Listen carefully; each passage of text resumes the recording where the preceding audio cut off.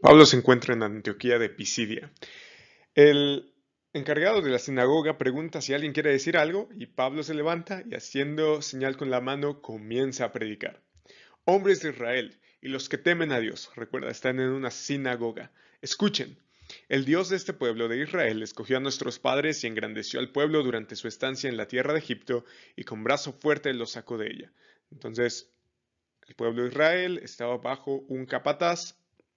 Luego de eso, fueron librados a precio de sangre, la sangre del Cordero Pascual, para comprar, o más bien para ser comprados con, insisto, sangre para ser un pueblo apartado para Dios, con esperanzas de una tierra prometida. Y mientras tanto, Dios está morando entre ellos como adelanto de esa tierra prometida. Entonces, después de destruir 7 naciones en la tierra de Canaán, repartió sus tierras en herencia. Todo esto duró como 450 años.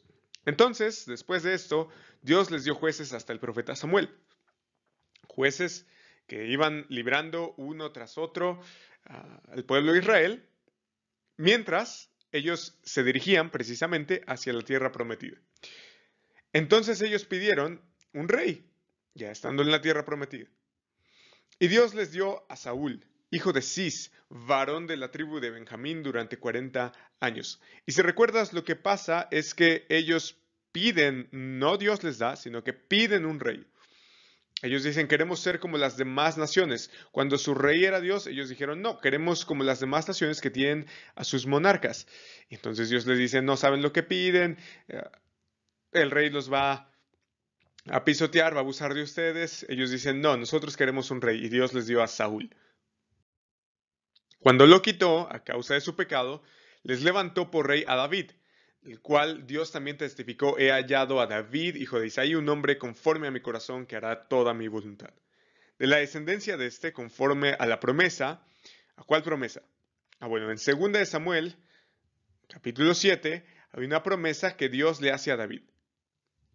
David quiere edificar casa a Dios, pero él ha derramado mucha sangre, así que Dios le dice que la va a edificar su hijo, Salomón.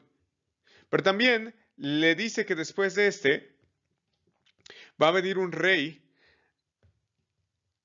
con el cual Dios va a reinar en medio de su pueblo y finalmente David tendrá una descendencia que a través de este linaje, de este reinado, durará para siempre junto precisamente con su trono. Entonces, le promete a David un reino eterno. Y dice, de la descendencia de este, Dios ha dado a Israel un Salvador, Jesús. Entonces Jesús, Pablo está declarando, es descendiente de David. Después de que Juan predicó, Juan es un profeta, antes de su venida, un bautismo de arrepentimiento a todo el pueblo de Israel. Cuando Juan estaba a punto de terminar su carrera, decía, ¿quién piensan ustedes que soy yo? Hablando de Juan. Yo no soy el Cristo, pero miren, viene tras mí, detrás de Juan, decía, miren, viene detrás de mí uno de quien yo no soy digno de desatar las correas de las sandalias de sus pies, haciendo referencia al Cristo, al ungido, a Jesús. Hermanos, hijos del linaje de Abraham, y los que entre ustedes temen a Dios, a nosotros nos es enviada la palabra de esta salvación. Ahora, es muy importante que Pablo haya comenzado con la salvación que Dios hizo por parte de Dios de Egipto. Es decir, es muy significativo que haya comenzado con la historia del Éxodo y luego con la liberación que hizo a los jueces y luego con la historia de David. Porque significa que este rey venidero es el que va a hacer algo semejante, una salvación semejante a la que hizo Dios a su pueblo de mano de los egipcios. Entonces, esta es la palabra de salvación. Pues los que habitan en Jerusalén y sus gobernantes sin reconocer a Jesús, Jesús recuerda, era el rey davídico prometido, ni las palabras de los profetas que se leen todos los días de reposo cumplieron estas escrituras cuando lo condenaron. O sea, no lo reconocieron y por lo tanto dijeron, este es un farsante, vamos a condenarlo. Aunque no hallaron causa para dar muerte a Jesús, pidieron a Pilato que lo mandara matar. Cuando habían cumplido todo lo que estaba escrito acerca de él, lo bajaron de la cruz. De nuevo, nota que ya van varias veces que Pablo dice cumplido, cumplido, cumplido. El Evangelio, las buenas noticias de salvación, están en conformidad con todo lo que está escrito en el Antiguo Testamento. Lo bajaron de la cruz y lo pusieron en un sepulcro. Entonces, ya Pablo nos contó la historia de la crucifixión. Pero Dios lo levantó de entre los muertos. Entonces, el sepulcro no está más cerrado, sino que es un sepulcro que está abierto y además vacío. Y por muchos días se apareció a los que habían subido con él de Galilea a Jerusalén, los cuales ahora son testigos ante el pueblo, como precisamente Pablo. Nosotros les anunciamos las buenas nuevas, el evangelio, de que la promesa hecha a los padres, Dios la ha cumplido a nuestros hijos al resucitar a Jesús, como también está escrito, por ejemplo, en el Salmo 2. Hijo mío, eres tú, yo te he engendrado hoy. Y en cuanto a que lo resucitó de entre los muertos para nunca más volver a corrupción, Dios ha hablado de esta manera. Entonces ya nos habló de que Dios tiene un hijo. Y luego dice, les daré misericordias santas y fieles prometidas a David. Por tanto dice también en otro salmo, no permitirás que tu santo vea corrupción, hablando de la resurrección de Cristo entre los muertos, que cumple precisamente con los salmos proféticos. Porque David dice, es decir, esto no se trata de David, después de haber servido al propósito de Dios en su propia generación, durmió y fue sepultado con sus padres y vio corrupción. Pero aquel a quien Dios resucitó no vio corrupción. Entonces este es uno más grande que David. Por tanto, hermanos, sepan que por medio de él, ¿por medio de quién? De Jesús, que murió y que resucitó, les es anunciado el perdón de los pecados. Esta es la consecuencia. A través de esta obra de la muerte y resurrección de Jesús provienen el perdón de los pecados. Esa es la buena noticia. Dice Pablo, y que todas las cosas de que no pudieron ser justificados, y vamos a ver qué significa ese término, justificados por la ley de Moisés, por medio de él, de Jesús, todo aquel que cree en este mensaje, de quién es Jesús y lo que él ha hecho. Él es el rey. En medio de todo esto está la proclamación de Jesús como rey. Todo aquel que cree en que el rey fue crucificado y resucitado es justificado. Ahora, es muy importante entender este concepto, porque dice que no pudieron ser, está hablando a judíos, justificados. Justificados significa declarar justo o ser declarado justo. Entonces, justificar es declarar justo, ser justificado es ser declarado justo. Entonces dice que no pudieron ser declarados justos por la ley de Moisés.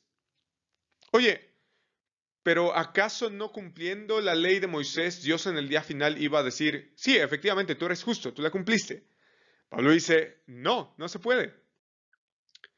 Fíjate lo que escribe en Romanos. ¿Qué diremos entonces? ¿Es pecado la ley? De ningún modo. Al contrario, yo no hubiera llegado a conocer el pecado si no hubiera sido por medio de la ley. Porque yo no hubiera sabido lo que es la codicia si la ley no hubiera dicho no codiciarás. Pero el pecado, aprovechándose del mandamiento, produjo en mí toda clase de codicia. Porque aparte de la ley, el pecado está muerto. Es decir, sin la ley, el pecado no tiene forma de actuar en mí porque yo no sé lo que está mal. En un tiempo yo vivía sin la ley, pero al venir el mandamiento, el pecado revivió y yo morí. Y este mandamiento, que era para vida, a mí me resultó para muerte. Porque el pecado, por eso le resultó para muerte, porque el pecado, aprovechándose del mandamiento, no es que el mandamiento se aproveche, es que el pecado se aprovecha del mandamiento. Me engañó y por medio de él me mató. ¿Quién? El pecado. Así que Pablo concluye, la ley es santa, el mandamiento es santo, justo y bueno. Así que no podemos decir que la ley es malvada o perversa porque proviene de Dios. El pecado es el que se aprovecha de la ley y por eso no podemos cumplir con la ley y por lo tanto no podemos ser justificados por la ley. Eso es lo que escribe también en Gálatas. ¿Es entonces la ley contraria a las promesas de Dios? Podríamos pensar. Pablo dice, de ningún modo, porque si se hubiera dado una ley capaz de impartir vida, entonces la justicia ciertamente hubiera dependido de la ley, pero esto no es cierto. La ley nunca tuvo el propósito de dar vida. Ahora, escribe en Romanos 8, por tanto, ahora no hay condenación, dice, para los que están en Cristo Jesús. Pues lo que la ley no pudo hacer, ya que era débil por causa de la carne, y ya hemos visto esto en el capítulo 7, Dios lo hizo, enviando a su propio Hijo en semejanza de carne de pecado, y como ofrenda por el pecado condenó al pecado en la carne. Es decir, era necesario que Jesús muriera para pagar nuestra condena por el pecado. Pablo escribe en Gálatas 2, nosotros somos judíos de nacimiento. Recuerda que el discurso que estamos viendo en Hechos 13 está siendo dirigido a judíos. Dice que nosotros en Gálatas somos judíos de nacimiento y no pecadores de entre los gentiles. Sin embargo, sabiendo que el hombre no es justificado por las obras de la ley, sino mediante la fe en Cristo Jesús, también nosotros hemos creído en Jesús para que seamos justificados por las obras, no, por la fe en Cristo y no por las obras de la ley, puesto que por las obras de la ley nadie será justificado. Es decir, en el día final, Dios no nos va a decir, sí, pásale, bienvenido al reino por nuestras obras de justicia. No, sino es por la fe. Pero si buscando ser justificados en Cristo también nosotros hemos sido hallados pecadores, ¿es Cristo entonces ministro de pecado? De ningún modo, porque si yo reedifico lo que en otro tiempo destruí, yo mismo resulto transgresor. Pues mediante la ley moría la ley a fin de vivir para Dios. Con Cristo he sido crucificado, es decir, lo que pasa en la crucifixión es que por medio de la fe yo me identifico con la muerte de Cristo. Digo, efectivamente, morí junto con Cristo al mismo tiempo que Él pagó por mis pecados en la cruz. También al creer en Jesús, yo digo, bueno, yo también voy a morir a mis pecados. Con Cristo he sido crucificado y ya no soy yo el que vive, sino que Cristo vive en mí. Es decir, la obra de resurrección que Él hizo el tercer día, yo también me considero como resucitado de entre los muertos y viviendo junto con Cristo. Y la vida que ahora vivo en la carne, la vivo por la fe en el Hijo de Dios, el cual me amó y se entregó a sí mismo por mí. No hago nula la gracia de Dios. Es por gracia todo esto, porque si la justicia viene por medio de la ley, entonces Cristo murió en vano. Y eso no es cierto. Cristo no murió en vano, entonces no podemos descansar en las obras de la ley o en cumplirlas para nuestra propia justificación, para estar en una relación correcta delante de Dios. Entonces Pablo les dice, es por medio de la fe en esto que les anuncio. ¿Qué les acaba de anunciar? Bueno, en primer lugar que Jesús es el Hijo de Dios y el heredero al trono de David. Él es el Rey verdadero. En segundo lugar, que murió por nuestros pecados, pero que resucitó al tercer día de entre los muertos. Y todo esto es para nuestra salvación, para el perdón de nuestros pecados y restaurar una relación correcta con Dios. Ahora viene la advertencia. Y con esto concluimos. Tengan pues cuidado, pues es en vista de todo esto. Cuidado de que no venga sobre ustedes aquello de que se habla en los profetas. Miren, burladores, maravíllense y perezcan, porque yo hago una obra en sus días, una obra que ustedes nunca creerían aunque alguien se las escribiera. Muchos se mofan de este mensaje del Evangelio. Incluso tú te puedes estar burlando de un mensaje tan ridículo como este. Pero este es locura, por supuesto, para los que se pierden, pero para nosotros, los que se salvan, nosotros los que hemos experimentado el perdón de los pecados, este mensaje es el poder de Dios para salvación.